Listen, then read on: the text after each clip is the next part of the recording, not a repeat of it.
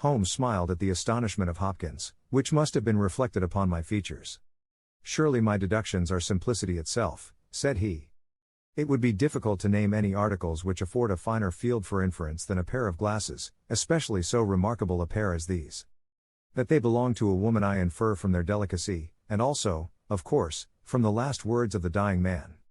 As to her being a person of refinement and well dressed, they are, as you perceive, handsomely mounted in solid gold, and it is inconceivable that anyone who wore such glasses could be slatternly in other respects.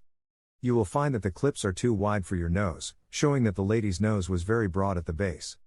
This sort of nose is usually a short and coarse one, but there is a sufficient number of exceptions to prevent me from being dogmatic or from insisting upon this point in my description. My own face is a narrow one, and yet I find that I cannot get my eyes into the center, nor near the center, of these glasses. Therefore, the lady's eyes are set very near to the sides of the nose. You will perceive, Watson, that the glasses are concave and of unusual strength. A lady whose vision has been so extremely contracted all her life is sure to have the physical characteristics of such vision, which are seen in the forehead, the eyelids, and the shoulders." "Yes," I said, "I can follow each of your arguments. I confess, however, that I am unable to understand how you arrive at the double visit to the optician." Holmes took the glasses in his hand. "You will perceive," he said, "that the clips are lined with tiny bands of cork to soften the pressure upon the nose. One of these is discolored and worn to some slight extent, but the other is new. Evidently one has fallen off and been replaced. I should judge that the older of them has not been there more than a few months. They exactly correspond, so I gather that the lady went back to the same establishment for the second." "By George, it's marvelous," cried Hopkins, in an ecstasy of admiration. "To think that I had all that evidence in my hand and never knew it. I had intended, however, to go the round of the London opticians." "Of course you would. Meanwhile, have you anything more to tell us about the case?" "Nothing, Mr. Holmes. I think that you know as much as I do now, probably more. We have had inquiries made as to any stranger seen on the country roads or at the railway station. We have heard of none. What beats me is the utter want of all object in the crime. Not a ghost of a motive can anyone suggest. Ah! There I am not in a position to help you. But I suppose you want us to come out tomorrow? If it is not asking too much, Mr. Holmes. There's a train from Charing Cross to Chatham at 6 in the morning, and we should be at Yoxley Old Place between 8 and 9. Then we shall take it. Your case has certainly some features of great interest, and I shall be delighted to look into it. Well, it's nearly 1, and we had best get a few hours' sleep. I dare say you can manage all right on the sofa in front of the fire. I'll light my spirit lamp, and give you a cup of coffee before we start." The gale had blown itself out next day, but it was a bitter morning when we started upon our journey. We saw the cold winter sun rise over the dreary marshes of the Thames and the long, sullen reaches of the river, which I shall ever associate with our pursuit of the Andaman Islander in the earlier days of our career. After a long and weary journey, we alighted at a small station some miles from Chatham. While a horse was being put into a trap at the local inn, we snatched a hurried breakfast, and so we were all ready for business when we at last arrived at Yoxley Old Place. A constable met us at the garden gate. "Well, Wilson, any news?" "No, sir, nothing." "No reports of any stranger seen?" "No, sir. Down at the station they are certain that no stranger either came or went yesterday." "Have you had inquiries made at inns and lodgings?" "Yes, sir, there is no one that we cannot account for." "Well, it's only a reasonable walk to Chatham. Anyone might stay there or take a train without being observed. This is the garden path of which I spoke, Mr. Holmes. I'll pledge my word there was no mark on it yesterday." "On which side were the marks on the grass?" "This side, sir. This narrow margin of grass between the path and the flower bed. I can't see the traces now, but they were clear to me then." Yes, someone has passed along," said Holmes, stooping over the grass border. "Our lady must have picked her steps carefully, must she not, since on the one side she would leave a track on the path, and on the other an even clearer one on the soft bed?" "Yes, sir, she must have been a cool hand." I saw an intent look pass over Holmes's face. "You say that she must have come back this way?" "Yes, sir, there is no other." "On this strip of grass?" "Certainly, Mr. Holmes." "Hum. It was a very remarkable performance, very remarkable. Well, I think we have exhausted the path. Let us go farther. This garden door is usually kept open, I suppose?" Then this visitor had nothing to do but to walk in. The idea of murder was not in her mind, or she would have provided herself with some sort of weapon, instead of having to pick this knife off the writing table. She advanced along this corridor, leaving no traces upon the coconut matting. Then she found herself in this study. How long was she there? We have no means of judging. Not more than a few minutes, sir. I forgot to tell you that Mrs. Marker, the housekeeper, had been in there tidying not very long before, about a quarter of an hour, she says. Well, that gives us a limit. Our lady enters this room, and what does she do? She goes over to the writing table. What for? Not for anything in the drawers. If there had been anything worth her taking, it would surely have been locked up. No, it was for something in that wooden bureau. Halloa! What is that scratch upon the face of it? Just hold a match, Watson. Why did you not tell me of this, Hopkins? The mark which he was examining began upon the brass work on the right-hand side of the keyhole, and extended for about 4 inches, where it had scratched the varnish from the surface. I noticed it, Mr. Holmes, but you'll always find scratches round a keyhole. This is recent, quite recent. See how the brass shines where it is cut. An old scratch would be the same color as the surface. Look at it through my lens. There's the varnish, too, like earth on each side of a furrow. Is Mrs. Marker there? A sad-faced, elderly woman came into the room. Did you dust this bureau yesterday morning? Yes, sir. Did you notice this scratch? No, sir, I did not. I am sure you did not, for a duster would have swept away these shreds of varnish. Who has the key of this bureau? The professor keeps it on his watch chain. Is it a simple key? No, sir, it is a Chubb's key. Very good. Mrs. Marker, you can go. Now we are making a little progress. Our lady enters the room, advances to the bureau, and either opens it or tries to do so. While she is thus engaged, young Willoughby Smith enters the room. In her hurry to withdraw the key, she makes this scratch upon the door. He seizes her, and she, snatching up the nearest object, which happens to be this knife, strikes at him in order to make him let go his hold. The blow is a fatal one. He falls and she escapes, either with or without the object for which she has come. Is Susan, the maid, there?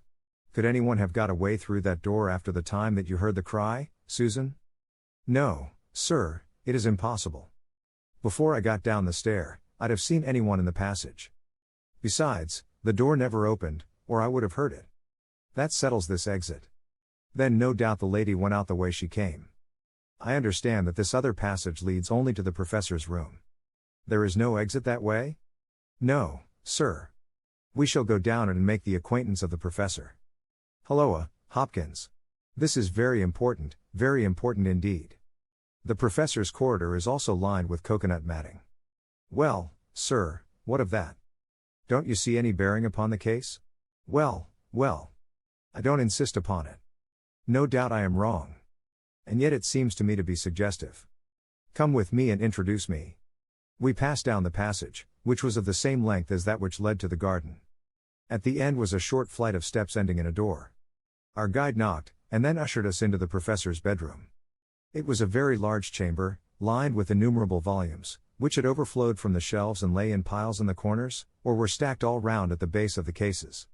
The bed was in the center of the room, and in it, propped up with pillows, was the owner of the house. I have seldom seen a more remarkable-looking person. It was a gaunt, aquiline face which was turned towards us, with piercing dark eyes, which lurked in deep hollows under overhung and tufted brows. His hair and beard were white, save that the latter was curiously stained with yellow around his mouth. A cigarette glowed amid the tangle of white hair, and the air of the room was fetid with stale tobacco smoke. As he held out his hand to Holmes, I perceived that it was also stained with yellow nicotine. A smoker, Mr. Holmes? Said he, speaking in well-chosen English, with a curious little mincing accent. Pray take a cigarette. And you, sir? I can recommend them, for I have them especially prepared by Ionides, of Alexandria. He sends me 1,000 at a time, and I grieve to say that I have to arrange for a fresh supply every fortnight. Bad, sir, very bad, but an old man has few pleasures. Tobacco and my work, that is all that is left to me. Holmes had lit a cigarette and was shooting little darting glances all over the room. Tobacco and my work, but now only tobacco, the old man exclaimed. Alas! What a fatal interruption! Who could have foreseen such a terrible catastrophe? So estimable a young man. I assure you that, after a few months' training, he He was an admirable assistant. What do you think of the matter, Mr. Holmes? I have not yet made up my mind. I shall indeed be indebted to you if you can throw a light where all is so dark to us. To a poor bookworm and invalid like myself, such a blow is paralyzing. I seem to have lost the faculty of thought. But you are a man of action, you are a man of affairs. It is part of the everyday routine of your life. You can preserve your balance in every emergency. We are fortunate, indeed, in having you at our side. Holmes was pacing up and down one side of the room whilst the old professor was talking. I observed that he was smoking with extraordinary rapidity. It was evident that he shared our host's liking for the fresh Alexandrian cigarettes. Yes, sir, it is a crushing blow, said the old man. That is my magnum opus, the pile of papers on the side table yonder. It is my analysis of the documents found in the Coptic monasteries of Syria and Egypt, a work which will cut deep at the very foundation of revealed religion. With my enfeebled health, I do not know whether I shall ever be able to complete it, now that my assistant has been taken from me. Dear me! Mr. Holmes, why, you are even a quicker smoker than I am myself. Holmes smiled. I am a connoisseur, said he, taking another cigarette from the box, his fourth, and lighting it from the stub of that which he had finished. I will not trouble you with any lengthy cross-examination, Professor Coram, since I gather that you were in bed at the time of the crime, and could know nothing about it. I would only ask this, what do you imagine that this poor fellow meant by his last words, the professor, it was she? The professor shook his head. Susan is a country girl, said he, and you know the incredible stupidity of that class. I fancy that the poor fellow murmured some incoherent delirious words, and that she twisted them into this meaningless message. I see. You have no explanation yourself of the tragedy? Possibly an accident, possibly, I only breathe it among ourselves, a suicide. Young men have their hidden troubles, some affair of the heart, perhaps, which we have never known. It is a more probable supposition than murder. But the eyeglasses? Ah! I am only a student, a man of dreams. I cannot explain the practical things of life. But still, we are aware, my friend, that love gauges may take strange shapes. By all means take another cigarette. It is a pleasure to see anyone appreciate them so. A fan, a glove, glasses, who knows what article may be carried as a token or treasured when a man puts an end to his life. This gentleman speaks of footsteps in the grass, but, after all, it is easy to be mistaken on such a point. As to the knife, it might well be thrown far from the unfortunate man as he fell. It is possible that I speak as a child, but to me it seems that Willoughby Smith has met his fate by his own hand. Holmes seemed struck by the theory thus put forward, and he continued to walk up and down for some time, lost in thought and consuming cigarette after cigarette. Tell me, Professor Coram, he said, at last, what is in that cupboard in the bureau? Nothing that would help a thief. Family papers, letters from my poor wife, diplomas of universities which have done me honor. Here is the key. You can look for yourself. Holmes picked up the key, and looked at it for an instant, then he handed it back. No, I hardly think that it would help me, said he. I should prefer to go quietly down to your garden, and turn the whole matter over in my head. There is something to be said for the theory of suicide which you have put forward. We must apologize for having intruded upon you, Professor Coram, and I promise that we won't disturb you until after lunch. At 2 o'clock we will come again, and report to you anything which may have happened in the interval. Holmes was curiously distrait, and we walked up and down the garden path for some time in silence. Have you a clue? I asked, at last. It depends upon those cigarettes that I smoked, said he. It is possible that I am utterly mistaken. The cigarettes will show me. My dear Holmes, I exclaimed, how on earth? Well, you may see for yourself. If not, there's no harm done. Of course, we always have the optician clue to fall back upon, but I take a short cut when I can get it. Ah, here is the good Mrs. Marker. Let us enjoy 5 minutes of instructive conversation with her. I may have remarked before that Holmes had, when he liked, a peculiarly ingratiating way with women, and that he very readily established terms of confidence with them. In half the time which he had named, he had captured the housekeeper's goodwill and was chatting with her as if he had known her for years. Yes, Mr. Holmes, it is as you say, sir. He does smoke something terrible. All day and sometimes all night, sir. I've seen that room of a morning, well, sir, you'd have thought it was a London fog. Poor young Mr. Smith, he was a smoker also, but not as bad as the professor. His health, well, I don't know that it's better nor worse for the smoking. Ah, said Holmes, but it kills the appetite. Well, I don't know about that, sir. I suppose the professor eats hardly anything? Well, he is variable. I'll say that for him. I'll wager he took no breakfast this morning, and won't face his lunch after all the cigarettes I saw him consume.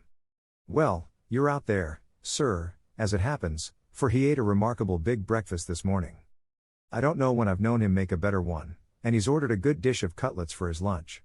I'm surprised myself, for since I came into that room yesterday and saw young Mr. Smith lying there on the floor, I couldn't bear to look at food.